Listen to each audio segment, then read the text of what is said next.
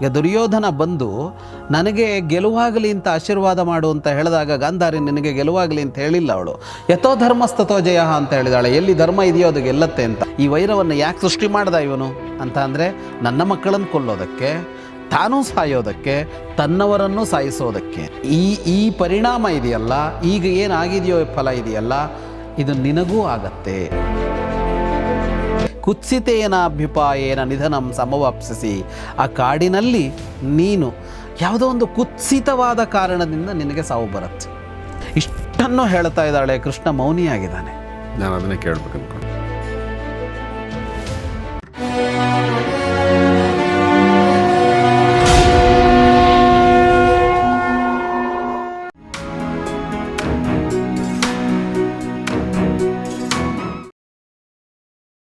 ಸ್ನೇಹಿತರೆ ನಮಸ್ಕಾರ. ಗೌರಿ ಶಕ್ಕಿ ಸ್ಟುಡಿಯೋದ ವಿಶೇಷ ಸರಣಿ ಸಂದರ್ಶನ ಕಾರ್ಯಕ್ರಮ ಮಹಾಭಾರತ ರಹಸ್ಯಗಳು. ನಿಮಗೆಲ್ಲ ಆತ್ಮೀಯ ಸ್ವಾಗತ. ನಾನು ಗೌರಿ ಶಕ್ಕಿ.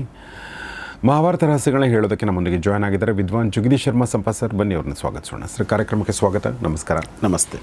ನಾವು ಶೋಕ ಪರ್ವದಲ್ಲಿದ್ದೀವಿ ಮಹಾಭಾರತದಲ್ಲಿ, ಮತ್ತು ಶೋಕ ಪರ್ವ ಇನ್ನೂ ಮುಗಿಯುವ ಲಕ್ಷಣಗಳಿಲ್ಲ, ಅಥವಾ ಗೊತ್ತಿಲ್ಲ ಈಗ ಸರ್ ಹೇಳಬೇಕದನ್ನು.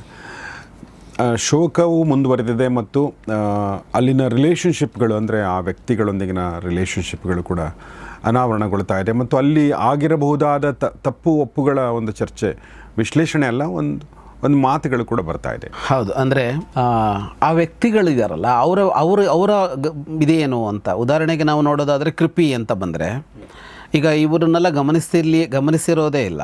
ಈಗ ಅವಳಿಗೆ ಗಂಡ ಸತ್ತೋಗಿದ್ದಾರೆ, ಮಗ ಶಾಪಗ್ರಸ್ತನಾಗಿ ಹೊರಟೋಗಿದ್ದಾನೆ. ಈ ಸತ್ತೋಗೋದು ಬೇರೆ ಸರ್, ಬದುಕಿದ್ದಾನೆ, ಆದರೆ ಅವನ ಬದುಕು ಅಷ್ಟು ದುರ್ಭರವಾದದ್ದು ಅಂತ ಇದೆಯಲ್ಲ, ಇದನ್ನು ಒಬ್ಬ ತಾಯಿ ಅವಳು ಹೇಗೆ ಧರಿಸಿ ಮುಂದುವರಿಬೇಕು ಬದುಕಿನಲ್ಲಿ ಅಂತ. ಮತ್ತೆ ಆಕೆ ಹೇಗೆ ಧರಿಸಿ ಮುಂದುವರೆದಳು ಅನ್ನೋದ್ರ ಬಗ್ಗೆ ನಮಗೇನು ಮಾಹಿತಿ ಸಿಗಲ್ಲ, ಕೇವಲ ಕಲ್ಪನೆ ಮಾಡ್ಕೋಬೇಕು ನಾವು. ಆದರೆ ಅದಕ್ಕೆ ಎಷ್ಟು ವ್ಯಾಸರು ನಮಗೆ ಸೂಚನೆ ಕೊಡ್ತಾರೆ ಅಂದರೆ, ಅವಳ ಬಗ್ಗೆ ಹೇಳುವಾಗ ಗಾಂಧಾರಿ 2 ಶಬ್ದ ಬಳಸಿದ್ಲು. ಜಟಿಲ ಬ್ರಹ್ಮಚಾರಿಣಿ ಅಂತ. ಜಟೆ ಕಟ್ಟಿಕೊಂಡ ಬ್ರಹ್ಮಚಾರಿಣಿ ಅಂತ ಅಂದರೆ ಅವಳು ಈಗಾಗಲೇ ಅವಳ ಅಧ್ಯಾತ್ಮದ ದಾರಿಯಲ್ಲಿ ಇದ್ದಾಳೆ. ಹಾಗಾಗಿ ಅವಳ ಮುಂದಿನ ಬದುಕಿನಲ್ಲಿ ಅವಳನ್ನು ಆ ಪ್ರಮಾಣದಲ್ಲಿ ಕಾಡಿರೋ ಸಾಧ್ಯತೆಗಳಿಲ್ಲ. ಅವಳು ತಪಸ್ ಮಾಡ್ಕೊಂಡು ಬದುಕಿರ್ತಾಳೆ ಅಂತ ಈ ಸೂಚನೆ ಸಿಗತ್ತೆ. ಆದರೆ ಆ ಪರಿಸ್ಥಿತಿ ಅವರದ್ದಲ್ಲೇ ಎಷ್ಟು ದುರ್ಭರವಾದದ್ದು ಅಂತ. ಈಗ ಅವಳಿಗೆ ಶಕುನಿ ಕಾಣಿಸ್ತಾನೆ, ಗಾಂಧಾರಿಗೆ, ಅವಳ ಸಹೋದರ. ಗಾಂಧಾರ ರಾಜಶಕುನಿ ಬಲವಾನ್ ಸತ್ಯವಿಕ್ರಮ ನಿಹತ ಸಹದೇವೇನ ಭಾಗಿನೇಯೇನ ಮಾತುಲಃ. ಅತ್ಯಂತ ಬಲಿಷ್ಠನಾದ ಪರಾಕ್ರಮಿಯಾದ ಗಾಂಧಾರ ರಾಜ ಶಕುನಿಯನ್ನು ಸಹದೇವ ಕೊಂದಿದ್ದಾನೆ ಕೃಷ್ಣ. ಭಾಗಿನೇಯೇನ ಮಾತುಲಃ, ತಂಗಿಯ ಮಗನಿಂದ ಸೋದರ ಮಾವನೇ ಕೊಲ್ಲಲ್ಪಟ್ಟಿದ್ದಾನೆ. ಇಲ್ಲಿ ನೇರ ಅಲ್ಲ, ಶಲ್ಯನದ್ದಾದರೆ ನೇರ, ಇಲ್ಲಿ ನೇರ ಅಲ್ಲ. ಹಿಂದೆ ಅವನ ಅಕ್ಕಪಕ್ಕದಲ್ಲಿ ನಿಂತು ಬಂಗಾರದ ಹಿಡಿಕೆ ಇರುವ ಬೀಸಣಿಕೆಯಲ್ಲಿ ಅವನಿಗೆ ಗಾಳಿ ಬೀಸ್ತಾ ಇದ್ರು.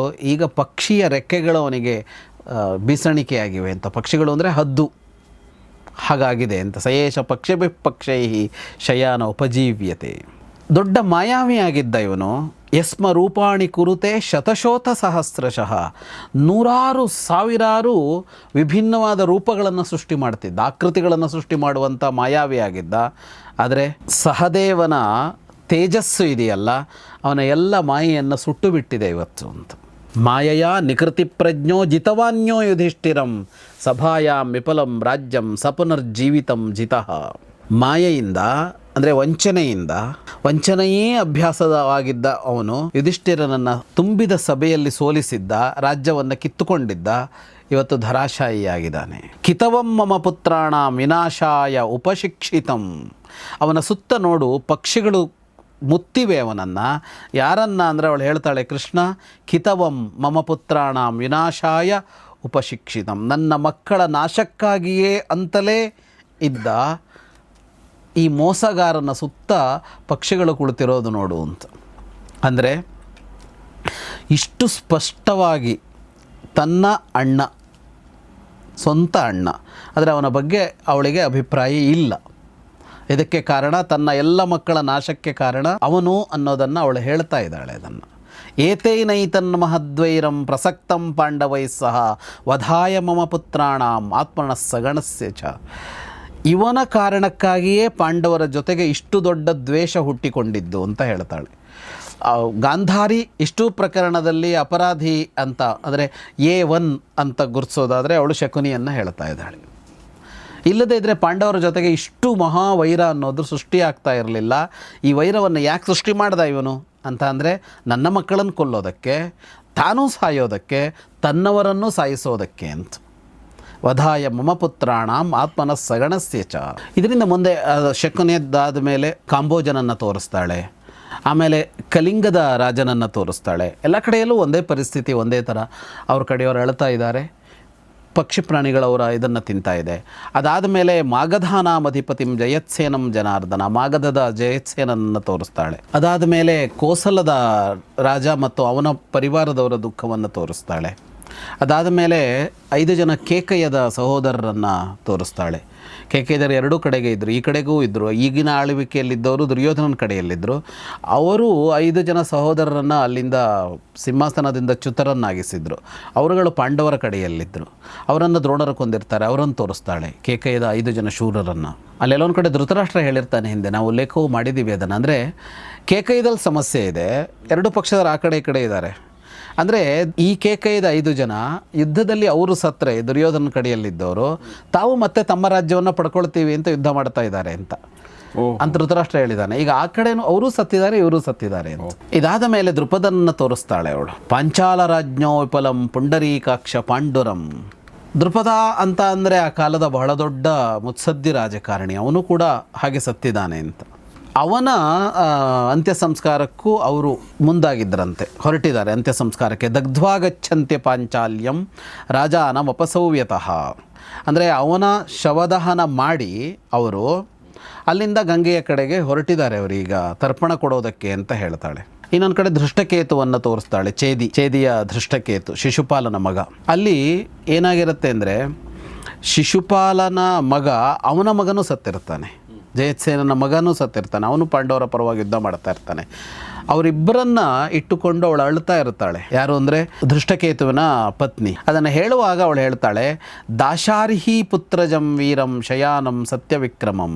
ಯಾರು ಸತ್ತಿರೋದು ಅಂತ ಅಂದರೆ ಯದುಕುಲದ ಯಾದವ ವಂಶದವಳ ಮಗ ಅಲ್ಲಿ ಸತ್ತಿರೋದು ಅಂತ ಹೇಳ್ತಾಳೆ ಗಾಂಧಾರಿ. ಅಂದರೆ ನಿನ್ನ ಕಡೆಯವರು ಸತ್ತಿದ್ದಾರೆ ನೋಡು ಅಂತ.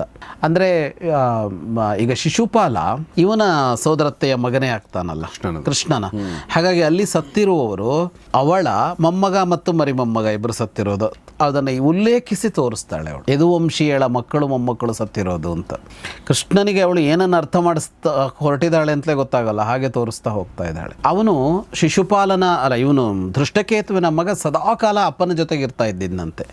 ಅದನ್ನು ಹೇಳ್ತಾಳೆ ಅವಳು. ಯುದ್ಧದ ಹೊತ್ತಿನಲ್ಲಿ ಯಾವಾಗಲೂ ತಂದೆಯನ್ನು ಒಂದು ಕ್ಷಣ ಕೂಡ ಬಿಟ್ಟಿರ್ತಾ ಇರಲಿಲ್ಲ. ಅಂದರೆ ತಂದೆಯ ಜೊತೆಗೆ, ಅಂದರೆ ತಂದೆಯ ರಕ್ಷಕನಾಗಿ ಯುದ್ಧ ಮಾಡ್ತಾ ಇದ್ದ ಅವನು. ಹಾಗೆಯೇ ನನ್ನ ಮೊಮ್ಮಗ ಕೂಡ ಅಂತ ಹೇಳ್ತಾಳೆ. ಏವಂ ಮಮಾಪಿ ಪುತ್ರಸ್ಯ ಪುತ್ರ ಪಿತರಮನ್ವಗಾತ್ ದುರ್ಯೋಧನಂ ಮಹಾಬಾಹೋ ಲಕ್ಷ್ಮಣ ಪರವೀರ. ದುರ್ಯೋಧನನ ಜೊತೆಗೆ ಇರ್ತಾ ಇದ್ದ ನನ್ನ ಮೊಮ್ಮಗ ಲಕ್ಷ್ಮಣ ಅಂತ. ಈಗ ಇಬ್ಬರೂ ಸತ್ತಿದ್ದಾರೆ, ಅಕ್ಕಪಕ್ಕ ಸತ್ತು ಬಿದ್ದಿದ್ದಾರೆ. ಇಲ್ಲೂ ಆ ತಂದೆ ಮಕ್ಕಳು ಸತ್ತು ಬಿದ್ದಿದ್ದಾರೆ. ಇನ್ನೊಂದು ಕಡೆಯಲ್ಲಿ ವಿಂದ ಅನ್ನುವ ಸಹೋದರರು ಸತ್ತಿರೋದನ್ನು ತೋರಿಸ್ತಾಳೆ. ತದೈವ ನಿಹತ ಕೃಷ್ಣ ಮಮ ಪುತ್ರ ಸ್ತರಸ್ವಿನಃ ಯದೈವಾಕೃತ ಕಾಮಸ್ತ್ವಂ ಉಪಪ್ಲವ್ಯಂ ಗತಃ ಪುನಃ. ನನ್ನ ಮಕ್ಕಳು ಅವತ್ತೇ ಸತ್ತೋಗಿದ್ರು ಕೃಷ್ಣ ಅಂತ ಹೇಳ್ತಾಳೆ. ಯಾವತ್ತು ನೀನು ಹಾಸ್ತಿನಪುರಕ್ಕೆ ಬಂದು ನೀನೇನು ಮಾಡೋದಕ್ಕೆ ಹೊರಟಿದ್ಯೋ ಅದನ್ನು ಮಾಡೋದಕ್ಕಾಗದೆ ಉಪಪ್ಲವ್ಯಕ್ಕೆ ಹಿಂದಿರುಗಿ ಹೋದಿಯಲ್ಲ, ನನ್ನ ಮಕ್ಕಳು ಅವತ್ತೇ ಸತ್ತೋಗಿದ್ರು ಅಂತ. ಅಂದರೆ ಕೃಷ್ಣ ಸಂಧಾನ ವಿಫಲ ಆಯ್ತಲ್ಲ. ಯದೈವ ಅಕೃತ ಕಾಮಃ, ನೀನು ಬಯಸಿ ಬಂದಿದ್ದನ್ನು ನಿನಗೆ ಮಾಡೋದಕ್ಕಾಗದೆ ಹೋಯ್ತಲ್ಲ, ಅವತ್ತೇ ನನ್ನ ಮಕ್ಕಳು ಸತ್ತರು ಅಂತ. ಶಂತನೋಶ್ಚೈವ ಪುತ್ರೇಣ ಪ್ರಾಜ್ಞೇನ ವಿದುರೇಣ ಚ ತದೈವೋಕ್ತಾಸ್ಮಿ ಮಾ ಸ್ನೇಹಂ ಕುರುಷ್ವಾತ್ಮಸುತೇಶ್ವಿತಿ. ಅವತ್ತು ಭೀಷ್ಮ ಮತ್ತು ವಿದುರ ಇಬ್ಬರು ನನಗೆ ಹೇಳಿದರು, ನಿನ್ನ ಮಕ್ಕಳ ಮೇಲೆ ಪ್ರೀತಿಯನ್ನು ಮುಂದುವರಿಸ್ಕೋಬೇಡ ಅಂತ ಅವತ್ತೇ ಸೂಚನೆ ಕೊಟ್ಟಿದ್ದರು. ಅಂದರೆ ನಿನ್ನ ಮಕ್ಕಳು ಸಾಯ್ತಾರೆ ಅನ್ನೋದನ್ನು ಅವ್ರು ಹೇಳಿದರು ಅಂತ. ಕೃಷ್ಣ ಸಂಧಾನ ಮುಗಿದ ಮೇಲೆ ಏನಾಯಿತು ಅಂತ ಇದೆಯಲ್ಲ ಮಹಾಭಾರತದಲ್ಲಿ, ಅದು ಎಲ್ಲೋ ಒಂದು ಕಡೆ ಅಲ್ಲೇನು ನಡೆದಿದೆ ಅನ್ನೋದನ್ನು ಹುಡ್ಕೋದಕ್ಕೆ ಸಾಧ್ಯ ಆಗುತ್ತೆ. ಇದಾದ ಮೇಲೆ ಗಾಂಧಾರಿಯ ಜೊತೆಗೆ ಭೀಷ್ಮ ವಿದುರರು ಮಾತಾಡಿದ್ದಾರೆ, ಅಥವಾ ಗಾಂಧಾರಿ ಹೋಗಿ ಅವರನ್ನು ಮಾತಾಡ್ಸಿದ್ದಾಳೆ. ಕೃಷ್ಣ ಸಂಧಾನ ಮುಗಿದ ಅನಂತರ ಪರಿಣಾಮ ಏನಿರ್ಬೋದು ಅನ್ನುವ ಚಿಂತೆ ಅವರಿಗೆಲ್ಲ ಹುಟ್ಟುಕೊಂಡಿದೆ. ಅದರಲ್ಲೂ ಗಾಂಧಾರಿಗೆ ತುಂಬ ಹುಟ್ಟುಕೊಂಡಾಗ ಅವ್ರು ಹೇಳಿದ್ದಾರೆ, ಬಿಟ್ಬಿಡು, ನಿನ್ನ ಮಕ್ಕಳ ಮೇಲಿನ ಪ್ರೀತಿ ಬಿಟ್ಬಿಡು ಅಂತ. ಪ್ರೀತಿ ಬಿಟ್ಬಿಡು ಅಂದರೆ ಕಳ್ಕೋ ಅಂತಲ್ಲ, ಕಡಿಮೆ ಮಾಡ್ಕೋ, ಅವ್ರು ಉಳ್ಕೊಳ್ಳಲ್ಲ ಅಂತ. ತಯೋರ್ನ ದರ್ಶನಂ ತಾತ ಮಿಥ್ಯಾ ಭವಿತುಮರ್ಹತಿ ಅಚಿರೇಣೇವ ಮೇ ಪುತ್ರ ಭಸ್ಮೀಭೂತ ಜನಾರ್ದನ. ಅವರು ಅದನ್ನು ಲಾಜಿಕ್ಕಿನ ಮೇಲೆ ಹೇಳಿದ್ದಲ್ಲ ಅಂತ ಹೇಳ್ತಾಳೆ, ಅದು ದರ್ಶನ ಅವರಿಗೆ ಅಂತ. ಮುಂದಾಗುವುದು ಕಾಣಿಸಿದೆ ಅವರಿಗೆ, ಹಾಗಾಗಿ ಅವರಿಗೆ ಮುಂದಾಗುವುದು ಕಾಣಿಸಿದೆಯಲ್ಲ ಅದು ಸುಳ್ಳಾಗೋದಿಲ್ಲ. ನೋಡು, ನನಗೆ ಈಗ ಇಡೀ ನನ್ನ ಅಷ್ಟು ಮಕ್ಕಳು ಭಸ್ಮವಾಗಿ ಹೋದರು ಅಂತ. ಹೀಗೆ ಹೇಳ್ತಾ ಹೇಳ್ತಾ ಅವಳು ಭೂಮಿ ಮೇಲೆ ಬೀಳ್ತಾಳೆ, ನೆಲದ ಮೇಲೆ ಬೀಳ್ತಾಳೆ. ಇತ್ಯುಕ್ತ ನೆಪತದ್ಭೂಮವು ಗಾಂಧಾರಿ ಶೋಕಕರ್ಷಿತ. ಕೆಳಗೆ ಬಿದ್ದವಳಿಗೆ ಇದ್ದಕ್ಕಿದ್ದಂತೆ ಸಿಟ್ಟು ಬಂದುಬಿಡುತ್ತೆ. ಇಷ್ಟೊತ್ತು ತನಕ ನೋಡ್ತಾ ಇದ್ದಾಳೆ ಎಲ್ಲವನ್ನು ನೋಡ್ತಾ ಇದ್ಲು. ದುಃಖ ಶೋಕ ನೋಡಿ ನೋಡಿ ನೋಡಿ ಅದನ್ನು ತಾಳೋದಕ್ಕಾಗದೆ, ದುಃಖ ತಾಳೋದಕ್ಕಾಗದೆ ಕೆಳಗೆ ಬಿದ್ದು ಬಿಡ್ತಾಳೆ. ಬಿದ್ದವಳಿಗೆ ಸಿಟ್ಟು ಬರುತ್ತೆ. ತತಃ ಕೋಪ ಪರೀತಾಂಗಿ ಪುತ್ರಶೋಕ ಪರಿಪ್ಲುತ. ಯಾಕೆ ಕೋಪ ಅಂದರೆ ಪುತ್ರಶೋಕ ಅನ್ನೋದು ಕೋಪ ತರಿಸ್ತವಳಿಗೆ. ಜಗಾಮ ಶೌರಿಂ ದೋಷೇಣ ಗಾಂಧಾರಿ ವ್ಯತಿತೇಂದ್ರಿಯ. ಅಲ್ಲಿಂದ ಎದ್ದು ಕೃಷ್ಣನ ಎದುರು ಹೋಗಿ ನಿಲ್ತಾಳೆ. ಕೃಷ್ಣನ ಎದುರು ಬಂದು ನಿಂತು ಹೇಳ್ತಾಳೆ, ಪಾಂಡವ ಧಾರ್ತರಾಷ್ಟ್ರಶ್ಚ ದೃಗ್ಧಾ ಕೃಷ್ಣ ಪರಸ್ಪರಂ. ಪಾಂಡವರು ಮತ್ತು ಧಾರ್ತರಾಷ್ಟ್ರರು ಇಬ್ಬರು ಪರಸ್ಪರ ಹೊಡೆದಾಡಿದರು. ಅಂದರೆ ಪಾಂಡುವಿನ ಮಕ್ಕಳು ಮತ್ತು ಧೃತರಾಷ್ಟ್ರನ ಮಕ್ಕಳು, ಅಣ್ಣ ತಮ್ಮಂದಿರ ಮಕ್ಕಳು ಪರಸ್ಪರ ಹೊಡೆದಾಡಿದರು. ಉಪೇಕ್ಷಿತಾ ವಿನಶ್ಯಂತಹ ತ್ವಯಾ ಅಕಸ್ಮಾತ್ ಜನಾರ್ದನ. ಅವರು ಪರಸ್ಪರ ಹೊಡೆದಾಡಿ ಸಾಯ್ತಾ ಇದ್ದರು, ನೀನು ಅದನ್ನು ಯಾಕೆ ಅಸಡ್ಡೆ ಮಾಡದೆ ಅಂತ ಕೇಳ್ತಾಳೆ. ನೀನು ಯಾಕೆ ಅದನ್ನು ಉಪೇಕ್ಷೆ ಮಾಡದೆ? ಯಾಕೆಂದರೆ ಶಕ್ತೇನ ಬಹುಭೃತ್ಯೇನ ವಿಪುಲೇ ತಿಷ್ಠತಾ ಬಲೆ ಉಭಯತ್ರ ಸಮರ್ಥೇನ ಶ್ರುತವಾಕ್ಯೇನ ಚೈವ. ನಿನಗೆ ಸಾಧ್ಯ ಇತ್ತು, ನಿಲ್ಲಿಸೋದಕ್ಕೆ ಸಾಧ್ಯ ಇತ್ತು, ನೀನು ನಿರ್ಲಕ್ಷ್ಯ ಮಾಡಿದೆ, ಇದನ್ನು ಅಸಡ್ಡೆ ಮಾಡಿದ್ದೇನೆ. ಇದನ್ನು ನಿನಗೆ ಶಕ್ತಿ ಇತ್ತು, ನಿನ್ನಲ್ಲಿ ಸೈನ್ಯ ಇತ್ತು, ಮತ್ತು ಎರಡೂ ಕಡೆಯಲ್ಲಿ ನಿನ್ನ ಮಾತನ್ನು ಕೇಳುವವರಿದ್ದರು, ನೀನು ಮಾತನ್ನು ಕೇಳಿಸಬಹುದಾಗಿತ್ತು. ಇಚ್ಛತೋಪಕ್ಷಿತೋ ನಾಶಃ ಕುರುಣಾಂ ಮಧುಸೂದನ. ನೀನು ಉಪೇಕ್ಷೆ ಮಾಡಿದ್ದಿದೆಯಲ್ಲ, ಇದು ನೀನು ಬೇಕಂತಲೇ ಮಾಡಿದ್ದು ಅಂತ. ಪ್ರಜ್ಞಾಪೂರ್ವಕವಾಗಿ ನೀನು ಅದನ್ನು ಅಸಡ್ಡೆ ಮಾಡದೆ, ಈ ನಾಶವನ್ನು ಅಂತ ಬುದ್ಧಿಪೂರ್ವಕವಾಗಿ ಮಾಡದೆ. ಯಸ್ಮಾತ್ ತ್ವಯಾ ಮಹಾಬಾಹೋ ಫಲಂ ತಸ್ಮಾದವಾಪ್ನುಹಿ. ಪ್ರಜ್ಞಾಪೂರ್ವಕವಾಗಿ ತಡೆಯಬಹುದಾಗಿದ್ದ ನಾಶವನ್ನು ತಡೆದಿಲ್ಲ ನೀನು. ಹಾಗಾಗಿ ಈ ಪರಿಣಾಮ ಇದೆಯಲ್ಲ, ಈಗ ಏನಾಗಿದೆಯೋ ಫಲ ಇದೆಯಲ್ಲ, ಇದು ನಿನಗೂ ಆಗತ್ತೆ ಅಂತ ಹೇಳ್ತಾಳೆ. ಯಸ್ಮಾತ್ ತ್ವಯಾ ಮಹಾಬಾಹೋ ಫಲಂ ತಸ್ಮಾದವಾಪ್ನುಹಿ. ಇದನ್ನು ಅಸಡ್ಡೆ ಮಾಡಿದೆಯಲ್ಲ, ಇದರ ಫಲವನ್ನು ನೀನು ಅನುಭವಿಸಬೇಕಾಗಿ ಬರುತ್ತೆ. ಪತಿಶುಶ್ರೂಷಯ ಯನ್ಮೇ ತಪಃಕಿಂಚಿದುಪಾರ್ಜಿತಂ ತೇನ ತ್ವಾಂ ದುರವಾಪಾತ್ಮನ್ ಶಪ್ಸ್ಯೆ ಚಕ್ರಗದಾಧರ. ನಾನು ಇಲ್ಲಿಯವರೆಗೆ ಪತಿಶುಶ್ರೂಷೆ ಮಾಡಿದ್ದೀನಿ, ತಪಸ್ಸು ಮಾಡಿದ್ದೀನಿ, ಪತಿಶುಶ್ರೂಷೆ ಎನ್ನುವ ತಪಸ್ಸು ಮಾಡಿದ್ದೀನಿ. ಇದರಿಂದ ನನಗೆ ಒಂದಿಷ್ಟು ಶಕ್ತಿ ಬಂದಿರೋದು ನಿಜ. ಆದರೆ ಆ ಶಕ್ತಿಯ ಬಲದಿಂದ ನಿನಗೆ ಶಾಪ ಕೊಡ್ತಾ ಇದ್ದೀನಿ. ಯಾಕೆಂದರೆ ನೀನು ಶಾಪಗಳಿಗೆಲ್ಲ ನಿಲುಕುವವನಲ್ಲ ಅಂತ ಗೊತ್ತಿದೆ. ಆದರೆ ನನ್ನ ತಪೋಬಲದಿಂದ ನಿನಗೆ ಶಾಪ ಕೊಡ್ತಾ ಇದ್ದೀನಿ. ಏನಂತ ಅಂದರೆ, ಯಸ್ಮಾತ್ ಪರಸ್ಪರಂ ಘ್ನಂತೋ ಜ್ಞಾತಯಃ ಕುರು ಪಾಂಡವಾಹ ಉಪೇಕ್ಷಿತಾಸ್ತೆ ಗೋವಿಂದ ತಸ್ಮಾತ್ ಜ್ಞಾತೀನ್ ವಧಿಷ್ಯಸಿ. ಪರಸ್ಪರ ಹೊಡೆದಾಡ್ತಾ ಇದ್ದ ಕುರು ಪಾಂಡವರನ್ನು ನೀನು ಉಪೇಕ್ಷೆ ಮಾಡಿದೆಯಲ್ಲ, ಹಾಗಾಗಿ ನೀನು ನಿನ್ನ ಮನೆಯವರ ವಿಷಯದಲ್ಲೂ ಹೀಗೆಯೇ ಅವರನ್ನು ನಿಂತು ಕೊಲ್ಲುವಂತಾಗತ್ತೆ. ಅಂದರೆ ನೀನಿಲ್ಲಿಗೆ ನಿಂತು ಕೊಂದಿದೀಯಾ, ಆಗ ತಡೆಯಬಹುದಾದ ನಾಶವನ್ನು ತಡೀಲಿಲ್ಲ, ನಿನ್ನ ಕುಟುಂಬದಲ್ಲೂ ಇದೇ ಆಗತ್ತೆ. ಅಷ್ಟೇ ಹೇಳೋಲ್ಲ ಅವಳು, ಶಾಪಕ್ಕೆ ಅವಧಿಯನ್ನು ನಿರ್ಧರಿಸ್ತಾಳೆ. ತ್ವಮಪ್ಯುಪಸ್ಥಿತೇ ವರ್ಷೆ ಷಡ್ತ್ರಿಂಶೇ ಮಧುಸೂದನ ಹತಜ್ಞಾತಿರ್ ಹತಾಮಾತ್ಯೋ ಹತಪುತ್ರೋ ವನೇಚರಃ. ಇಲ್ಲಿಂದ ಇನ್ನು 36 ವರ್ಷಕ್ಕೆ ನೀನು ಹತಜ್ಞಾತಿ, ನಿನ್ನ ಇಡೀ ಕುಟುಂಬದನ್ನು ದಾಯಾದರನ್ನೆಲ್ಲ ಕಳೆದುಕೊಳ್ತಿ. ಹತಾಮಾತ್ಯ, ನಿನ್ನ ಅಮಾತ್ಯರನ್ನೆಲ್ಲ ಕಳೆದುಕೊಳ್ತಿ. ಹತಪುತ್ರ, ನಿನ್ನ ಮಕ್ಕಳನ್ನೆಲ್ಲ ಕಳೆದುಕೊಂಡು ವನೇಚರ, ಕಾಡಿನಲ್ಲಿ ತಿರುಗುತ್ತಾ ಇರ್ತಿ. ಕುತ್ಸಿತೇನಾಭ್ಯುಪಾಯೇನ ನಿಧನಂ ಸಮವಾಪ್ಸಿಸಿ. ಆ ಕಾಡಿನಲ್ಲಿ ನೀನು ಯಾವುದೋ ಒಂದು ಕುತ್ಸಿತವಾದ ಕಾರಣದಿಂದ ನಿನಗೆ ಸಾವು ಬರುತ್ತೆ. ಅಂದರೆ ಒಂದು ಮಹಾಯುದ್ಧ, ಯಾರೋ ಒಬ್ಬ ವೀರನ ಜೊತೆಗೆ, ಹೀಗೆಲ್ಲ ಅಲ್ಲ. ಯಾವುದೋ ಒಂದು ಕ್ಷುದ್ರವಾದ ಕಾರಣದಿಂದ ನೀನು ಸಾವನ್ನು ಹೊಂದುವಂತೆ ಆಗತ್ತೆ. ನಿನ್ನ ಮನೆಯ ಸ್ತ್ರೀಯರು ಕೂಡ ತವಾಪ್ಯೇವಂ ಹತಸುತಾಹ ನಿಹತ ಜ್ಞಾತಿ ಬಾಂಧವಾಹ, ಮಕ್ಕಳನ್ನು ಕಳೆದುಕೊಂಡು, ಬಂಧು ಬಾಂಧವರನ್ನು ಕಳೆದುಕೊಂಡು, ಅಣ್ಣ ತಮ್ಮಂದರು ಕಳೆದುಕೊಂಡು, ಹೇಗೆ ಭರತ ವಂಶದ ಅಂದರೆ ಕುರು ವಂಶದ ಸ್ತ್ರೀಯರು ಅಳುತ್ತಾ ಇದ್ದಾರೋ, ಹಾಗೆಯೇ ನಿನ್ನ ವಂಶದ ಸ್ತ್ರೀಯರು ಕೂಡ ಅಳುವಂತೆ ಆಗತ್ತೆ ಅಂತ ಶಾಪ ಕೊಡ್ತಾಳೆ. ಸೊ ಇದು ಪ್ಲಾನ್ ಮಾಡಿದ್ದಲ್ಲ ಇದು, ಅಂದ್ರೆ ಆ ಕ್ಷಣಕ್ಕೆ ಹೌದು ಅನ್ಸಿದ್ದನ್ನ ಆಕೆ ಅಲ್ಲಿಯವರೆಗೂ ಅವಳು ವಿವೇಕಿಯಾಗಿಯೇ ಇದ್ಲು.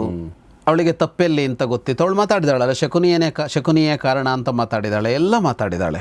ಅಂದರೆ ಮಾನವ ಸಹಜವಾಗಿ ನಡೆಯುವ ಮನಸ್ಸು ಅನ್ನೋದು ಹೇಗೆ ವರ್ತಿಸುತ್ತೆ ಅನ್ನೋದು ಕಾಣಿಸುತ್ತೆ ಇಲ್ಲಿ. ಅವಳಿಗೆ ತಪ್ಪು ಒಪ್ಪುಗಳು ಗೊತ್ತಿದೆ, ಎಲ್ಲಿ ಅನ್ಯಾಯ ಆಗಿದೆ, ಯಾವುದು ನ್ಯಾಯ, ಯಾವುದು ಧರ್ಮ, ಯಾವುದು ಅಧರ್ಮ ಅನ್ನೋದು ಈಗಲ್ಲ, ಮೊದಲಿನಿಂದ ಗೊತ್ತಿದೆ ಅವಳಿಗೆ. ಮೊದಲಿನಿಂದಲೂ ಅವಳು ಹಾಗೆಯೇ ನೋಡ್ಕೊಂಡಿದ್ದಾಳೆ.